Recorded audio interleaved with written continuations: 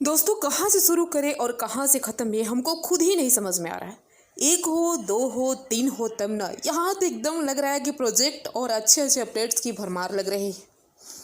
क्या ही बताया आपको, आप सभी को तो पता ही है कि जब पावर स्टार हारमोनियम लेके बैठ जाते हैं ना, तब उस समय उनको जोड़ दे पाना, उनको तोड़ पाने की क्षमता मुझे नहीं लगता कि अभी भोजपुरी इंडस्ट्री में कोई है, किसी के पास है। और वही आज हुआ। बताइए कि बिना किसी बड़े अपडेट्स का, मतलब कि एक दिन पहले केवल पोस्टर के माध्यम से बताया जाता है कि गाना रिलीज होने वाला है और वो भजन आता है और इतना छा जाता है ना कि उस भजन के नीचे जो कमेंट्स है वो जब आप पढ़ेंगे तो समझ में आएगा कि वाह, पब्लिक जो पवन सिंह का असली रूप है ये हारमोनियम वाला, इसको कितना पसंद करती है।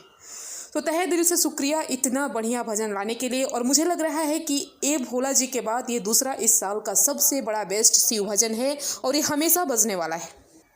और दूसरी बात कि सारेगामा हम भोजपुरी से जो ये मोशन पोस्टर था वो भी ट्रेंडिंग में है और मुझे लगता है कि कल तो नहीं, शायद परसों तक वो भी गाना रिलीज हो।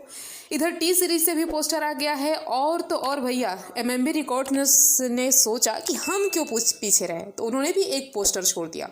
और ये पोस्टर एमएमबी रिकॉर्ड वाले में इसके राइटर है आशुतोष तिवारी जी।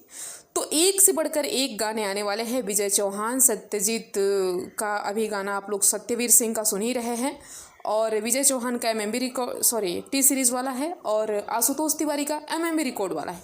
तो बहुत ही आपको हाई लेवल के अच्छे अच्छे गाने सुनने को मिलने वाले हैं। और मुझे लगता है कि आई थिंक कि पवन सिंह के जितने भी फैंस हैं वो उनको अब खुश हो जाना चाहिए, क्योंकि भैया आपकी सारी शिकायतों को पवन सिंह ने सुन लिया है और उसको दूर कर दिया है। तो खुश हो जाइए, मस्त रहिए, एंजॉय कीजिए बस।